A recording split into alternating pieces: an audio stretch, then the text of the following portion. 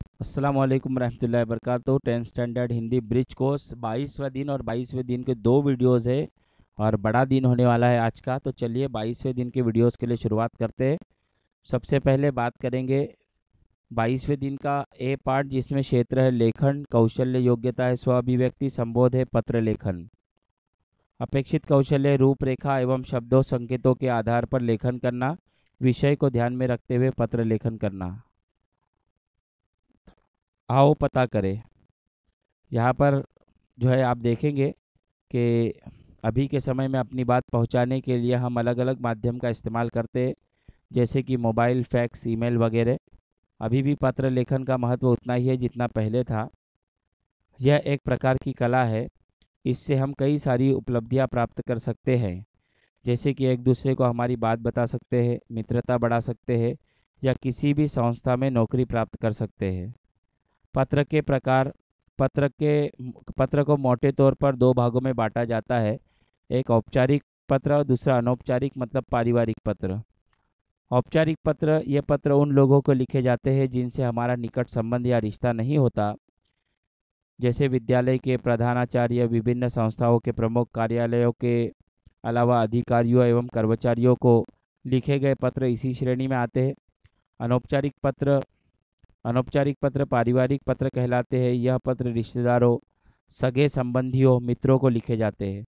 पत्र लिखने वाला पत्र पाने वाले से भली प्रकार परिचित होता है। माता पिता को, पुत्र को, मित्र को, चाचा, मामा आदि रिश्तेदारों को लिखे गए पत्र इसी वर्ग में आते हैं। इन पत्रों में आत्मीयता झलकती रहती है। उदाहरण, आप 10वीं कक्षा में पढ़ने वाली मानसी शर्मा है। आपकी बड़ी बहन का विवाह पढ़ने के कारण आप विद्यालय नहीं जा सकेगी। इस संबंध में 4 दिन के अवकाश हेतु अपने विद्यालय के प्रधानाचार्य को प्रार्थना पत्र लिखिए। किस तरह से लिखा जाएगा देखिए। सबसे पहले सेवा में प्रधानाचार्य महोदया, प्रताप विद्या मंदिर, चोपड़ा, जिला जलगांव। विषय 4 दिन के अवकाश के संबंध में। महोदया, विनम्र निवेदन है कि मैं इस विद्यालय की 10वीं कक्षा की छात्रा हूँ। मेरी बड़ी बहन का विवाह आगामी 28 अगस्त 2021 को होना तय हुआ है। विवाहोत्सव के कारण घर में मेहमानों का आना जाना लगा हुआ है। इससे घर में कामकाज बढ़ गया है। मुझे भी घर के कार्यों में माँ का हाथ बटाना पड़ रहा है। इस कारण मैं 25 अगस्त से 30 अगस्त 2021 तक विद्यालय आने में असमर्थ हूँ। आपसे प्रार्थना है कि मुझे 25 अगस्त से 30 अगस्त 2021 तक अवकाश प्रदान करने की कृपा करें। आपकी अति कृपा होगी। धन्यवाद सहित आपकी आज्ञाकारिणी शिष्या मानसी शर्मा, 10 जे अनुक्रमांक 05 24 अगस्त 2021। ये एक टाइप का लेटर लिखा हुआ है। चूँकि अब टाइप थोड़ी सी चेंज हुई है तो हम लोग आगे वो भी देखेंगे इंशाल्लाह कि किस तरह से पत्र जो है सही ढंग से पुराने तरीके से हटकर नए ईमेल का जो तरीका आया है, मतलब ईमेल जिस तरह से किया जाता है उस तरह से पत्र किस तरह से लिखा जाएगा। तो यहाँ पर आप देख सकते हो, पत्र लेखन का प्रारूप बताकर पत्र लेखन के प्रमुख अंगों की जानकारी दे। छात्रों को विषय देकर प्रारूप के अनुसार कक्षा में चर्चा करें और पत्र लेखन करवाए। पत्र का प्रारूप आप देख सकते हैं। अनौपचारिक पत्र है। दिनांक, जन्म दिनांक, नाम, ईमेल आईडी, संबोधन, अभिवादन और मुख्य विषय। उसके बाद में तुम्हारा, तुम्हारी, हस्ताक्षर, नाम, पता और ईमेल आईडी। ये प्रारूप है। आओ अभ्यास करें में संबोधन दिए हुए है बड़ों के लिए, और किस तरह से अभिवादन कौन सा होगा, संबोधन कौन से होंगे, संबंध सूचक शब्द कौन से प्रयोग किए जाएंगे, ये सारे जो है यहाँ पर देने का प्रयत्न किया है। आप चाहे तो इसका स्क्रीनशॉट भी हासिल कर सकते हैं। आगे बढ़ते हैं हम। आओ सृजन करें। पत्र लेखन में कार्यालयीन पत्र जो होते हैं वो पत्राचार के विविध क्षेत्र होते हैं, जैसे बैंक, डाक विभाग, विद्युत विभाग, दूरसंचार, दूरदर्शन आदि से संबंधित पत्र है। महानगर निगम के अन्याय या विभिन्न विभागों में भेजे जाने वाले पत्र है। माध्यमिक तथा उच्च माध्यमिक शिक्षण मंडल से संबंधित पत्र है। अभिनंदन हो, प्रशंसा हो, किसी अच्छे कार्य से प्रभावित होकर पत्र लेखन करना। सरकारी संस्था द्वारा प्राप्त देयक, बिल आदि से संबंधित शिकायती पत्र हो। व्यवसायिक पत्र में आप देखेंगे किसी वस्तु, सामग्री, पुस्तक को आदि को मंगाना हो।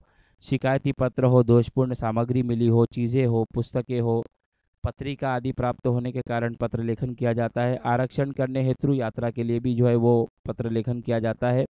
और आवेदन पत्र है, चाहे वो प्रवेश के लिए हो, नौकरी के लिए हो, तो ये सारे के सारे व्यावसायिक पत्र में आते हैं। पूरक साहित्य स्रोत आप देखेंगे कक्षा 9वीं लोकवाणी हिंदी की पाठ्य पुस्तक और अखबार है। इसी का दूसरा सेशन शुरू होता है, पार्ट बी लेखन, संधि हेतु जानना, संबोधन है, व्याकरण। अपेक्षित कौशल्य है, मौखिक अभिव्यक्ति कौशल्य का विकास करने का सशक्त माध्यम है, भाषाई कौशल उत्पन्न होगी और व्याकरण के विभिन्न अंग के बारे में जान सकेगा। संधि की परिभाषा यहाँ पर दी हुई है, भेद और उदाहरण। संधि दो वर्णों या ध्वनियों के संयोग से होने वाले विकार मतलब परिवर्तन को संधि कहते हैं। संधि करते समय कभी कभी एक अक्षर में, कभी कभी दोनों अक्षरों में परिवर्तन होता है और कभी कभी दोनों अक्षरों के स्थान पर एक तीसरा अक्षर बन जाता है। इस संधि पद्धति द्वारा भी शब्द रचना होती है, जैसे सुर अधिक इंद्र सुरेंद्र, विद्या अधिक आलय विद्यालय, सत अधिक आनंद सदानंद। इन शब्द खंडों में प्रथम खंड का अंत्याक्षर जो है दूसरे खंड का प्रथमाक्षर मिलकर एक भिन्न वर्ण बन गया है। इस प्रकार के मेल को संधि कहते हैं। संधियाँ तीन प्रकार की होती है, स्वर संधि, व्यंजन संधि और विसर्ग संधि। आओ सक्षम बनने में हम देखेंगे संधि पढ़ी है, जिसमें आप देख सकते हैं कि यहाँ पर स्वर संधि, व्यंजन संधि और विसर्ग संधि की कुछ मिसालें दी हुई है और किस तरह से पुस्तक अधिक आलय अ और आ का मिलाप किस तरह से होता है। तो और यहाँ पर व्यंजन संधि की भी कुछ मिसालें दी गई है और विसर्ग संधि की भी कुछ मिसालें दी गई है, आप देख सकते हैं और इसे पढ़ सकते हैं। कुछ उदाहरण भी यहाँ पर दिए गए हैं। चूँकि ये ऑलरेडी दिया हुआ है, यहाँ पर काम हमारे लिए ज़्यादा नहीं है, तो आप इसको पढ़कर समझने का प्रयत्न करें। इंशाल्लाह आगे भी इसके ताल्लुक से वीडियो बनाने की कोशिश रहेगी। अब यहाँ पर आओ अभ्यास करें में कुछ क्वेश्चंस है। दो वर्णों के मेल से होने वाले विकार को कहते हैं, क्या कहते हैं? संधि। संधि के कितने प्रकार होते हैं? तो संधि के 3 प्रकार होते हैं। इनमें कौन स्वर संधि का उदाहरण है? यहाँ पर एक बहुत ही अहम क्वेश्चन पूछा गया है कि इनमें से कौन सा जो है स्वर संधि का उदाहरण है। तो हम देखेंगे कि यहाँ पर जितने क्वेश्चंस दिए गए हैं उन क्वेश्चंस में संयोग जो है सबसे पहला शब्द है।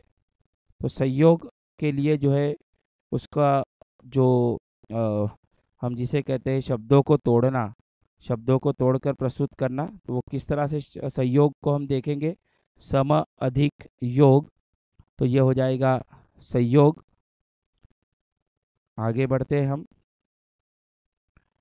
कुछ इम्पोर्टेंट नोट मैंने यहाँ पर लिख के रखी थी, उसी को तलाश कर रहा हूँ ताकि आप लोगों को और ज़्यादा समझाने में आसानी हो सके। तो सम अधिक योग ये व्यंजन संधि होगी और मनोहर जो है वो मनः अधिक हर, तो मनः अधिक हर है इसलिए ये विसर्ग संधि होगी। नमस्कार में हम देखेंगे कि नमः अधिक कार, ये विसर्ग संधि होगी। और पवन में हम देखेंगे पव अधिक अन, तो ये चूँकि अयादी संधि है और अयादी संधि आती है स्वर संधि में, इसलिए यहाँ पर हम देखेंगे कि राइट आंसर जो है हमारा, सही उत्तर हमारा क्या होगा? तो सही उत्तर हमारा होगा इनमें से कौन स्वर संधि है? तो वो है पवन। निम्न में से दीर्घ संधि युक्त पद कौन सा है? तो दीर्घ संधि युक्त पद्य है दौत्यपरी, दौत्यारी। आगे हम जाते हैं, आओ अभ्यास करें। निरर्थक का सही संधि विच्छेद क्या होगा? निह अधिक अर्थक। धरेश का सही संधि विच्छेद धरा अधिक ईश। निराशा का संधि विच्छेद निह अधिक आशा।